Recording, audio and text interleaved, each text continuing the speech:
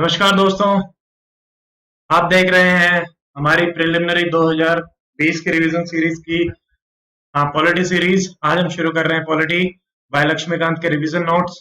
बहुत ही fast, crisp और जितना जल्दी हो सकेगा उतना जल्दी हम इसको कंप्लीट करने की कोशिश करेंगे। नोट्स चैप्टर वाइज रहेंगे एंड पार्ट वाइज रहेंगे। एंड इससे पहले हम एनवायरमेंट को कंप्लीट कर चुके हैं बाय शंकर आईएएस की जो एनवायरमेंट की बुकलेट है उसके नोट्स के द्वारा, और वो आप एनवायरमेंट की प्लेलिस्ट में जाके देख सकते हैं।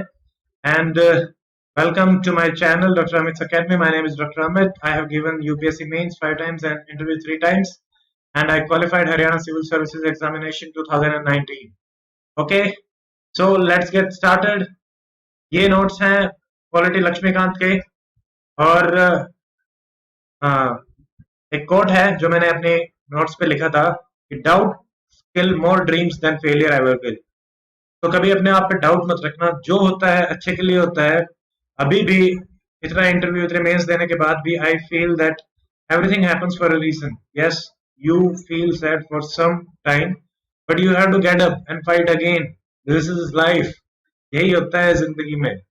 आप मानो या ना मानो, but you have to fight. Okay, तो ये चीजें अभी इतनी इंपॉर्टेंट नहीं है, ये बेसिकली लास्ट के लिए हैं। और अभी हम शुरू करते हैं। कहाँ से शुरू करेंगे? देखिए, हम देखेंगे part 1, that is constitutional framework, जिसमें हमारे चैप्टर्स होंगे historical background, then making of the constitution, salient features of the constitution, fourth is preamble, then union and territory, then citizenship, then fundamental right, DPSP, fundamental duties, and the last amendment of the constitution. तो हम सारे chapters एक एक करके cover करेंगे। इस lecture में हम कवर करेंगे हिस्टोरिकल बैकग्राउंड। देखिए, एक लेक्चर में एक चैप्टर ही कवर करेंगे, छोटा रहेगा, समझने में इजी रहेगा। ठीक है, ओके। तो हिस्टोरिकल बैकग्राउंड देखते हैं, मतलब क्या थी ऐसी हिस्ट्री की ये सब कुछ बना। देखो, 1600 में ब्रिटिशर्स जो थे वो ट्रेडर्स की तरह आए, ठीक है। और 1857 में हमारी जो क्रांति हुई थी उससे 100 साल पहले 1757 battle of Plassey. There is a book also, Plassey to partition, बहुत अच्छी बुक है। If you get time read it. 1757 में बैटल ऑफ प्लासी हुआ, देन 1765 में हमारा हुआ था बैटल ऑफ बक्सर। उसके बाद इलाहाबाद ट्रीटी साइन करी गई थी, जिनमें अंग्रेजों को दीवानी राइट्स दिए गए, जिसमें दोनों टाइप के राइट्स थे। They can collect revenue also और सिविल जस्टिस भी। जो आज के टाइम पे मजिस्ट्रेट का काम होता है, जो डीसी डिस्ट्रिक्ट कलेक्टर या डिस्ट्रिक्ट मजिस्ट्रेट, तो दोनों ही काम उनको दिए गए थे। Then after that we see that MN Roy, जो कि पहले इंसान थे जिन्होंने नीड ऑफ द कॉन्स्टिट्यूशन पे बात करी 1934 में। He was talking about radical democratism, ठीक है। मतलब रेडिकल डेमोक्रेसी, बहुत अच्छी किस्म की डेमोक्रेसी जो पॉसिबल नहीं होती है, बट इन रियल सेंस जो जिसको हम for the people by the people of the people बोल सकते हैं, और जो गांधी जी भी बात करते थे राम राज्य की, उस टाइप की डेमोक्रेसी। देन कॉन्स्टिट्यूएंट असेंबली की पहली बार हमारे 1946 में बात करी गई। कौन से मिशन में बात करी गई थी? Please tell me in the comment section, it is very important. History में हम इसमें डिटेल में देखेंगे। देन देखिए, पहले हमारे पास रहा है कंपनीज रूल, उसके बाद हमारे पास रहा है क्राउन्स रूल। आपको याद है 1857 की जो हमारी क्रांति हुई थी, उसके बाद कंपनी से रूल छीन के क्राउन को दे दिया गया ब्रिटिश। तो उससे पहले हमारे 4 एक्ट आए थे, और उससे बाद में हमारे बहुत सारे एक्ट आए थे, अराउंड 7 सारे मिला मिलू के। तो अब हम देखते हैं, इनको एक एक करके देखेंगे। तो कंपनीज रूल हमारा रहा था 1773 से 1858 तक। देन 1858 से टिल इंडिपेंडेंस 1947 तक आपका रहा है क्राउन रूल। तो इसमें हमारा है रेगुलेटिंग एक्ट 1773। देखो, इनको मैं ना 1 2 3 4 करके याद करता हूँ कि 1 में क्या क्या थे प्रोविजन, 2 में क्या क्या थे, 3 में क्या क्या थे, 4 में क्या क्या थे, और आप ये याद करो 73, 84, देन 33 एंड 53, 20 साल बाद, ठीक है। ये 11 साल का अंतर है, फिर 33 में आया, ठीक है। तो इनमें मोटा मोटा हम देखते हैं अभी, बट डिटेल में हम नेक्स्ट कमिंग पेजेस में देखेंगे। 73 में आपका जो ब्रिटिश गवर्नमेंट था, उसने to control and regulate East India company, उन्होंने ये एक्ट लेके आए, कुछ उसमें ऐसे चेंजेस करे कि ताकि ईस्ट इंडिया कंपनी उनके कंट्रोल में आ जाए। And it led the foundation of central administration. देखिए, सवाल अगर आता है कि which act led the foundation of central administration, then it is 1773. But which act led to the centralization in real sense? Then the answer will be 1833. Okay, then हमारे पास है second पिट्स act 1984, इसको हम एक्ट ऑफ सेटलमेंट भी कहते हैं। Then आपके पास आता है 1833, जिसमें सेंट्रलाइजेशन रियल टर्म्स में हुआ। देन सेंट्रलाइजेशन रियल टर्म्स में मतलब यहाँ पे इंडिया का एक गवर्नर जनरल बना दिया गया। देन 1853 में आपके सेपरेशन ऑफ पावर के बारे में फर्स्ट टाइम बात करी गई। ये चीजें आपको ध्यान रखनी है, बहुत ही इंपॉर्टेंट है। देखिए polity is one of the most important subject. 12, 13, 14, 15 question आते ही आते हैं, and most of them will come from these notes, क्योंकि ये बहुत ही क्रिस्प और बहुत सोर्सेज को पढ़ने के बाद मैंने ये नोट्स बनाए हैं। तो मेन इसमें लक्ष्मीकांत ही है, क्योंकि this is the best book for polity. Then आपके पास आता है क्राउन रूल, उसमें हमारा आया government of India act 1858 which laid the foundation of good governance। ओके, ये याद रखना है, गुड गवर्नेंस की फाउंडेशन, क्योंकि लोगों में म्यूटेनी हुई तो इनको लगा कि कंट्रोल करना चाहिए, तो थोड़े थोड़े अच्छी चीजें ये लेके आने की कोशिश कर रहे थे। देन 1861 ये डिसेंट्रलाइजेशन, यहाँ पे नॉमिनेशन के थ्रू कुछ बंद लाए गए 3, ये हम ट्रिक के थ्रू सारे याद करेंगे। 1892 यहाँ पे नॉमिनेशन किया गया फर्स्ट टाइम। 1909 एंड 1919 ये दोनों आपको इकट्ठे याद रखने हैं। मॉन्टेमेलो, Montagu Chelmsford, MC, M MC बाद में आता है, एम पहले आता है, एम के साथ एम आ गया, ठीक है, फिर MC. And government of India act 1935 and 47, ये आपको ध्यान रखने हैं। 35 इज वेरी इंपॉर्टेंट, इसी से ही हमारा सारा का सारा कॉन्स्टिट्यूशन लाया गया था। मोस्ट काफी चीजें जो गवर्नेंस से रिलेटेड है वो हमारी यहाँ से ही आई थी, ठीक है। और यहाँ पे बीच में साइमन कमीशन आया था 1937 के आसपास I think. Okay, then next companies rule. देखिए उस टाइम पे कंपनी का रूल चल रहा था, ठीक है। तो अब जो हमारा एक्ट आया 1773 का चार्टर एक्ट, उसने क्या किया, इट रिकॉग्नाइज्ड कंपनीज रूल। इन्होंने कहा कि ठीक है तुम काम करो, आपके पॉलिटिकल एडमिनिस्ट्रेटिव फंक्शन हम रिकॉग्नाइज करते हैं। ब्रिटिश क्राउन ने कहा या गवर्नमेंट ने कहा, जो भी है उन्होंने कहा। तो यहाँ पे गवर्नर बनाया गया, गवर्नर जनरल ऑफ बंगाल, ठीक है। अभी इंडिया का नहीं आया है, और इसके सबॉर्डिनेट हमारे रख दिए गए जो दोनों के दोनों थे। कौन कौन से, बंगाल के अंदर बॉम्बे एंड मद्रास, ठीक है। और इसको 4 बंदों की काउंसिल दी गई। यहाँ पे मद्रास और बॉम्बे इसके सबॉर्डिनेट हो गए। सुप्रीम कोर्ट एक कलकत्ता में लाया गया। देन इन्होंने कहा कि नो ब्राइब, तो इन्होंने प्राइवेट ट्रेडिंग को अलाउ। ये इसके मेन प्रोविजंस हैं। एंड ब्रिटिश गवर्नमेंट ने अपना कंट्रोल इस तरीके से स्ट्रेंथन किया। In first act itself Bengal में सेंट्रलाइजेशन ऑफ पावर होने लग गया, ठीक है। इसको आपको समझने पड़ेगा। देखो पहला कैसे याद रखेंगे, तो पहले में टोटल आपके 3 चीजें हैं, बंगाल को दे दिया गया, 2 उसके सबऑर्डिनेट कर दिए गए। अब आते हैं 4 पे, 3 के बाद 4 क्या है, 4 की है काउंसिल, ठीक है, काउंसिल ऑफ 4। तो गवर्नर जनरल ऑफ बंगाल, उसके अंदर 2, मद्रास और बॉम्बे। फिर बंगाल है तो कलकत्ता इंपॉर्टेंट बनेगा, तो कलकत्ता में एक सुप्रीम कोर्ट चाहिए ही चाहिए। उस टाइम पे हाँ ब्राइब ये लोग बहुत लेते थे, तो वहां पे भी इन्होंने कर्व करने के लिए प्राइवेट ट्रेड को अलाउ किया, ठीक है। ऐसे इन्होंने स्ट्रेंथन किया अपना कंट्रोल, जबकि लग रहा है कि कंपनी को दे रहे हैं, बट ब्रिटिश गवर्नमेंट अपना कंट्रोल स्ट्रेंथन। देन हमारा आता है 1784 का पिट्स है। It distinguish commercial and political function होता था। वहां पे तो रिकॉग्नाइज किए थे, यहाँ पे अलग अलग कर दिए। पहले एक ही बोर्ड सब कुछ देख रहा था, यहाँ पे अलग अलग बना दिए गए। तो board of control to control political. देखो बोर्ड ऑफ डायरेक्टर, डायरेक्टर किस में होता है, कमर्शियल कंपनी में होता है। तो board of director is for commercial, and board of control political होता है, civil and military. So board of control is for civil and military, and that is for commercial. तो ये हमारा है सिस्टम ऑफ डबल गवर्नेंस। 2 आपके पास आ गए board, तो ये है system of double governance. And यहाँ पे कंपनी की जो टेरिटरीज थी, इट इज वेरी इंपॉर्टेंट, इनको बोला गया ब्रिटिश पोजेशन, ओके। और एक्ट ऑफ सेटलमेंट आया था आपका 1781 में, ये आपको ध्यान रखना है। तो 2 ही चीजें हैं, 2 बोर्ड बनाए गए आपके, अलग अलग फंक्शन, डबल गवर्नमेंट रिकॉग्नाइज करेगी। Board of control, board of director, ये हमने देख लिया कैसे है। नेक्स्ट अब हमारा आता है final step towards the centre. 1833 इन्होंने क्या किया, अब इंडिया का ही बना दिया भाई। तो गवर्नर जनरल ऑफ इंडिया, ठीक है, ये बनाया गया विलियम बेंटिक।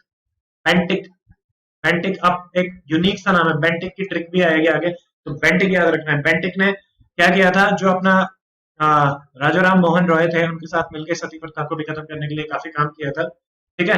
और थग्स वगैरह को भी सप्रेस करने के लिए इन्होंने काम किया था। सो यहां से सेंट्रलाइजेशन का नींव रखी गई। तो फाउंडेशन मतलब शुरुआत हुई थी 1773 वाले से, जबकि रियल सेंट्रलाइजेशन शुरू हुआ 1833 में। Governor general of exclusive legislative power इनको दे दी गई। अब से east India company became purely administrative body. जो पहले कमर्शियल बन के आई थी उसके पहले फंक्शंस रिकॉग्नाइज करे गए, पॉलिटिकल, एडमिनिस्ट्रेटिव, और अब उसको सिर्फ एडमिनिस्ट्रेशन के लिए बना।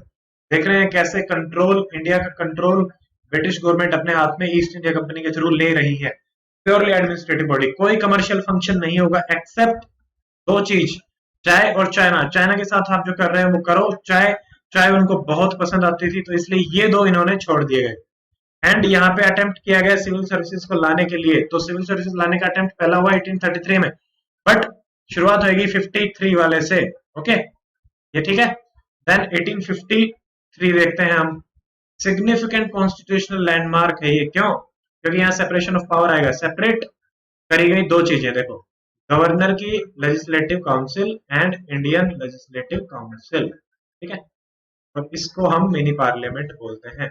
गवर्नर की भी एक लेजिस्लेटिव काउंसिल होगी और इंडियन भी बनाई गई। ठीक है, थोड़ा सा काम गवर्नर के पास, थोड़ा सा इसके पास, बट मेन कंट्रोल गवर्नर के पास ही रहेगा। तो this is called separation of power. कुछ पावर इसकी, कुछ पावर इसकी। 6 लेजिस्लेटिव काउंसिलर्स बनाए गए, मेंबर्स बनाए गए, और यहाँ पे ओपन सिविल सर्विसेज कंपटीशन किया गया, जिसकी शुरुआत 1833 से इन्होंने करना चाहा था, बट 53 से शुरू हुई। ठीक है, 1854 में हमारी आई थी मैककुले कमेटी, इसके थ्रू ही ये हो रहा है। Okay, then first time local representation in the legislative council किस किस को दिया गया? ऑब्वियसली 4 आउट ऑफ 6 फ्रॉम, जो आपके 6 मेंबर थे उनमें से 4 कहाँ कहाँ से होंगे? जो अपने इंपॉर्टेंट इंपॉर्टेंट 3 तो यही हो गए, मद्रास, बॉम्बे, बंगाल। चौथा होगा आगरा, लोकल फ्रॉम गवर्नमेंट। तो 6 इन्होंने मेंबर रखने की बात करी थी उसमें लेजिस्लेटिव काउंसलर्स में, जिनमें से आपके 4 तो इन्हीं में से हो गए। ठीक है, 2 वो अपनी तरफ से रखेंगे। एंड लेजिस्लेशन यहाँ पे first time became as a special function of the government, and civil services separation of power locally by legislation. ठीक है, तो लोकली बाय लेजिस्लेशन आप सेपरेशन ऑफ पावर कर रहे हो यहाँ पे, और लेजिस्लेशन एक सेपरेट फंक्शन गवर्नमेंट का आया है। पहले रेवेन्यू, मजिस्ट्रेट, लेजिस्लेशन सब कुछ इकट्ठा ही चलता था। अब ये लेके आए हैं लेजिस्लेशन को इसके साथ। I am just taking 2 seconds just to check if the video is working properly. Okay, क्योंकि सुबह से मेरे साथ ये प्रॉब्लम आ रही है, दैट्स इट। अब हम आगे चलते हैं। देखो, अब हो गई आपकी 1857 की वॉर ऑफ इंडिपेंडेंस।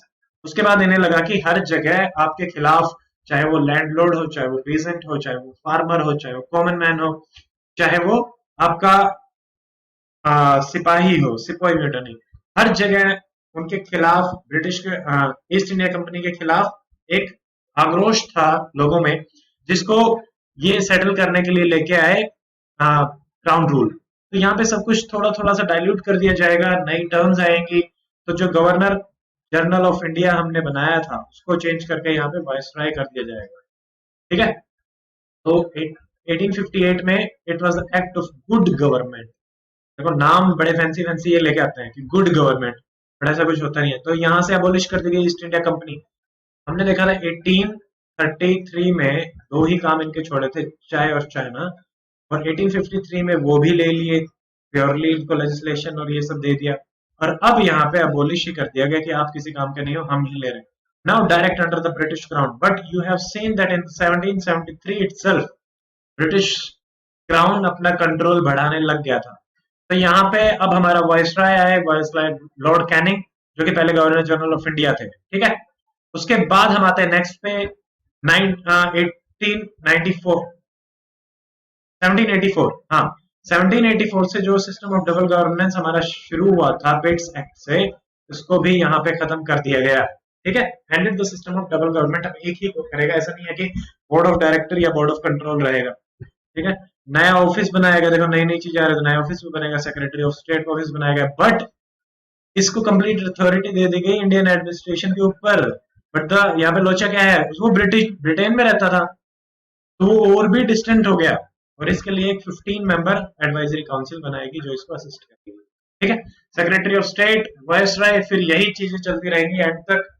ठीक है, और 15 की इसके advisory council secretary of state can be sued as a corporate. यहां से ये कंसेप्ट लेके आए हैं कि भाई आप अगर कुछ भी गड़बड़ होती है तो हम secretary of state is the authority जिसको आप सू कर सकते हो। जैसे आज के टाइम पे हम गवर्नमेंट, सेंट्रल गवर्नमेंट या स्टेट गवर्नमेंट को सू कर सकते हैं, ना कि किसी पर्टिकुलर पॉलिटिकल पार्टी को। सेंटर को सू कर सकते हैं, आप स्टेट को सू कर सकते हो। Okay, like that. तो सेक्रेटरी ऑफ स्टेट को आप सू कर सकते थे एज ए कॉर्पोरेट। देन 1861, देखिए ये इंपॉर्टेंट है, यहाँ से सवाल आ भी चुका है, इंपॉर्टेंट सारे ही है। यहाँ की ट्रिक क्या है? थ्री, तीन तीन तीन तीन कई चीजें आएंगी 1861 में, ठीक है। Three three three three. तो इंडियंस आने लग गया एडमिनिस्ट्रेशन में। 3 इंडियंस को नॉमिनेट किया गया लेजिस्लेटिव काउंसिल में, जो 6 होते थे उनमें से 3 को नॉमिनेट किया गया। किस किस को? Banaras, Patiala and sir Dinkar Rao. बनारस के जो हेड थे, पटियाला के जो हेड थे, और सर दिनकर राव, इन तीनों को यहाँ पे नॉमिनेट किया गया। डिसेंट्रलाइजेशन शुरू किया गया। सेंट्रलाइजेशन में हमारे पास क्या था? बंगाल और बॉम्बे, और इसको एक मिला दिया गया था। अब इन तीनों को अलग अलग पावर, तो बॉम्बे और मद्रास को पावर रिस्टोर कर दी गई। तो 3 जगह पावर होगी, 3 को नॉमिनेट किया गया, और 3 ही लेजिस्लेटिव काउंसिल्स बनाई गई। कौन कौन सी? Bengal, Punjab and North West Frontier Province. तो ये आपको ध्यान रखना है, 3 इसकी ट्रिक रहेगी। ये सवाल आ चुका है, बहुत इंपॉर्टेंट है। ये सवाल रिपीट होते हैं इस चैप्टर से, बहुत सारे सवाल रिपीट होते हैं, एक सवाल आने के चांसेस हर साल ही रहते हैं। देन यहाँ पे पोर्टफोलियो सिस्टम रिकॉग्नाइज किया गया। ये भी बहुत इंपॉर्टेंट चीज है। पोर्टफोलियो मतलब जैसे अभी फाइनेंस मिनिस्ट्री, एग्रीकल्चर मिनिस्ट्री, इस टाइप के पोर्टफोलियो बांटे जाते हैं, वैसे ही पोर्टफोलियो बांटे गए सिस्टम ऑफ द कैनिंग। और ड्यूरिंग इमरजेंसी वायसरॉय अपने ऑर्डिनेंस इशू कर सकता है without concurrence with the council, ठीक है। ये भी बहुत इंपॉर्टेंट पावर है, ये दी गई। इसके बाद हम आते हैं अगले 1891 90 में जो आया था। इसमें सिर्फ इतना किया गया कि increase the number of additional members, non official थे, ठीक है, 10 से 16 कर दिए गए। और लेजिस्लेटिव काउंसिल को पावर दे दी गई। क्या? पहले ये पावरलेस थी, जो मेंबर नॉमिनेट किए गए थे, पर ये कुछ बैठे रहते थे, खाना पे आगे चले जाते थे। बट देन अब यहाँ पे इनको पावर दे दी गई। क्या पावर दी गई? To discuss budget. आप बजट को डिस्कस कर सकते हो, आप एड्रेस क्वेश्चन कर सकते हो एग्जीक्यूटिव को, बट क्वेश्चन ही पूछ सकते हो।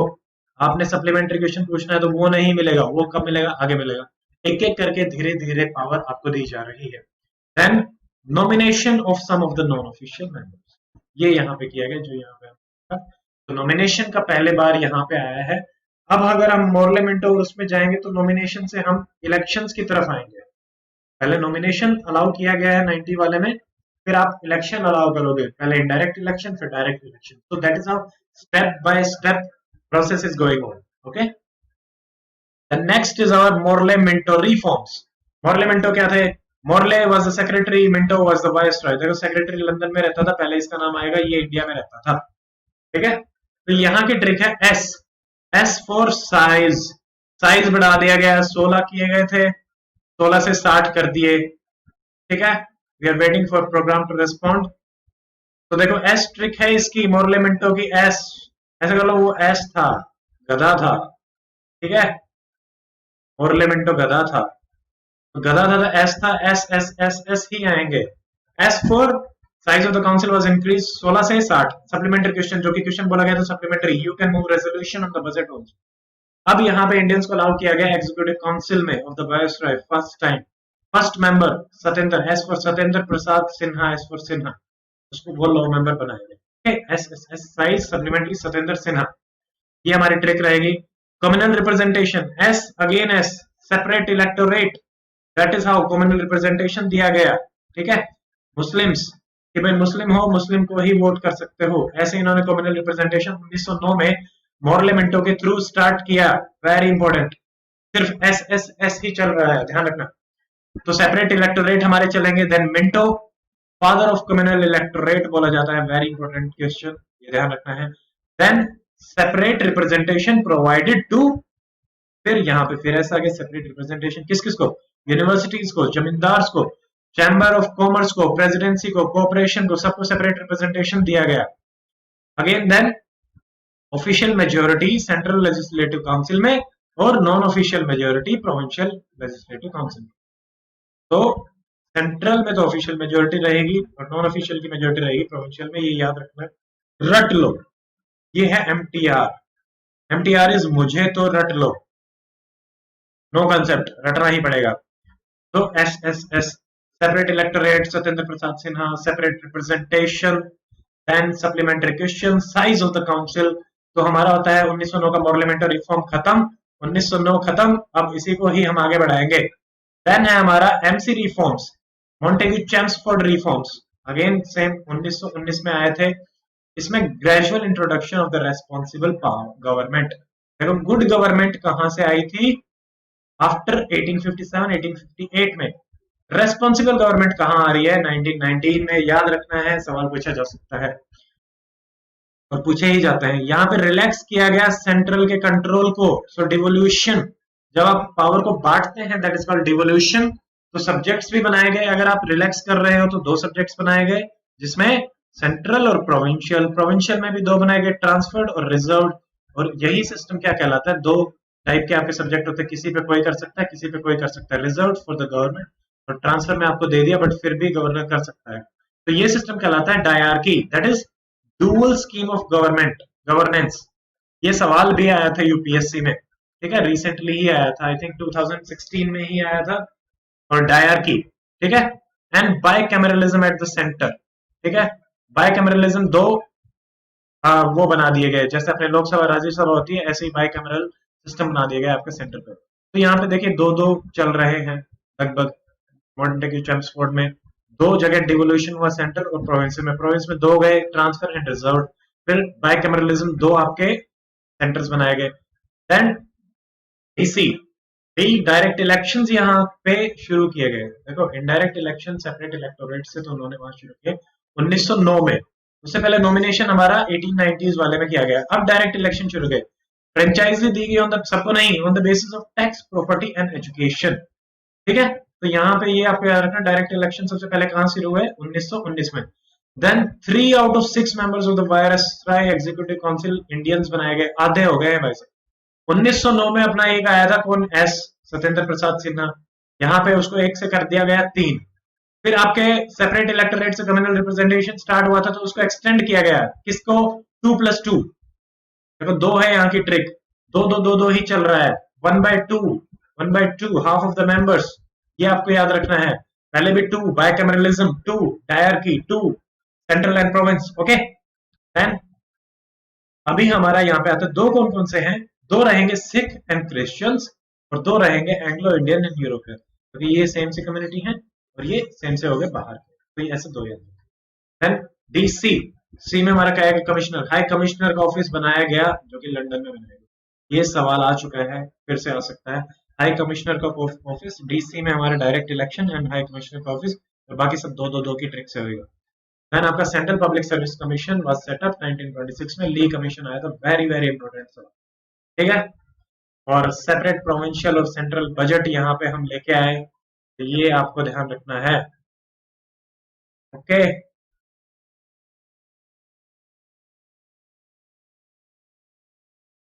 तो इसकी ट्रिक है DC2, डी से डायरेक्ट, सी से central public service commission, commissioner का office, budget, subject directly, central province, like this, that's it. अब हम आते हैं साइमन कमीशन। साइमन कमीशन क्या है? ये आया था 1927 में, और ऑल ब्रिटिश मेंबर्स थे। साइमन गो बैक के नारे लगे थे, क्योंकि इंडियंस को ही गवर्नमेंट बनाने के लिए ये लेके आए थे, और इसमें एक भी इंडियन मेंबर नहीं था। यहाँ पे इन्होंने एडवाइस किया था, जो डायर की आप लेके आए हो, आप उसको करो अबॉलिश, और कम्युनल जो सिस्टम है उसको चलने दो। बहुत अच्छा, ऐसे ही डिवाइड एंड रूल ये कर रहे थे। और इसके बाद गांधी जी ने अपना आंदोलन छेड़ा था। फिर उसके बाद 3 राउंड टेबल कॉन्फ्रेंसेस हुई थी, एंड वहां से ये आया कि प्रोविंशियल ऑटोनॉमी को एक्सटेंड किया जाएगा और फेडरेशन का एस्टेब्लिशमेंट किया जाएगा, ठीक है। तो ये चीजें निकली साइमन कमीशन से, कि भाई प्रोविंसेस को ऑटोनॉमी दी जाएगी और फेडरेशन बनाई जाएगी। फेडरेशन मतलब जैसे यूएस से एक फेडरेशन है, इंडिया भी अभी एक फेडरल कंट्री है, काइंड ऑफ। तो ये है। फिर आपके 1932 में वेरी इंपॉर्टेंट आपके आए थे कम्युनल अवार्ड। कम्युनल अवार्ड में क्या गया था? फिर से एक्सटेंड किया गया था। जो हमारे एससी थे वो रिप्रेजेंटेशन की बात कर रहे थे सेपरेट, तो उसको ना देके उनको रिप्रेजेंटेशन दिया गया था, उसके लिए काम कर रहे थे। सो रामसन मैकडोनल्ड, ये इंपॉर्टेंट है, ये सवाल आ सकता है। माइनॉरिटी और डिप्रेस्ड क्लास को, यरवदा जेल में गांधी जी फास्ट पे गए थे, क्योंकि उनको अलाउ कर दिया गया था, तो फास्ट टू दैट। फिर यहाँ पे क्या हुआ कि पूरा पैक्ट हुआ। बिटवीन भीमराव अंबेडकर, गांधी जी एंड, इन्होंने सबने मिलकर कहा कि ठीक है, हम सेपरेट इलेक्टोरेट नहीं लेंगे, we will take reservation for एससीज, कि भाई आप कुछ सीट रिजर्व कर दो हिंदूज में, उन्हीं में आप लोग क्या करोगे, वोट कर सकते हो, वोटिंग सारे कर सकते हैं, बट ये सीटें इन्हीं के लिए ही reserve, but joint Hindu electorate.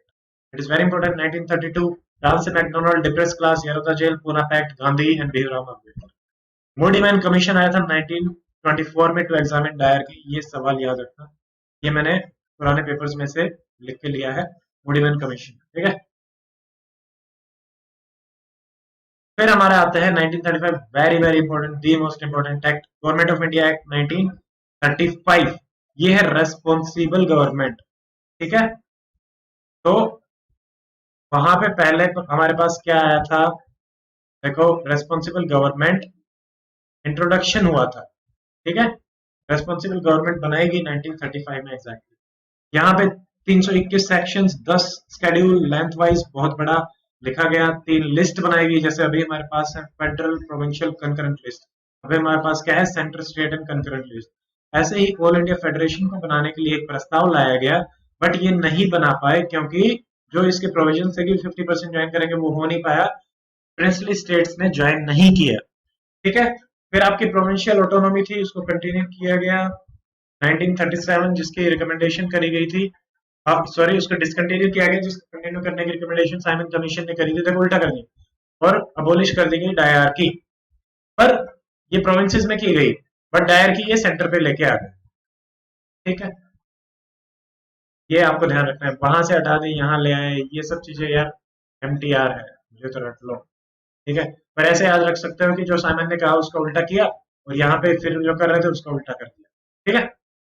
और बायकैमरलिज्म ये प्रोविंसेस में लेके आ गए, जो बायकैमरलिज्म ये सेंटर में लेके आए थे, डीसी टू की जो हमारी ट्रिक थी 1919 की, तो अब प्रोविंसेस में 6 आउट ऑफ 11 प्रोविंसेस में बायकैमरलिज्म लेके आए, और कम्युनल का एक्सटेंशन हो रहा है हर बार एक एक करके। तो अब किसको कर दिया, एससीज को, वुमेन्स को एंड लेबर्स को, जो 1932 में आपकी बात हो रही थी कम्युनल अवार्ड की, उसके बाद यहाँ पे इनको एक्सटेंड कर दिया गया। And abolished council of India, जो कि 1858 में बनाई गई थी, ये यहाँ पे अबोलिश कर दी गई 1335 में, ये आपको याद रखना, वेरी वेरी इंपॉर्टेंट।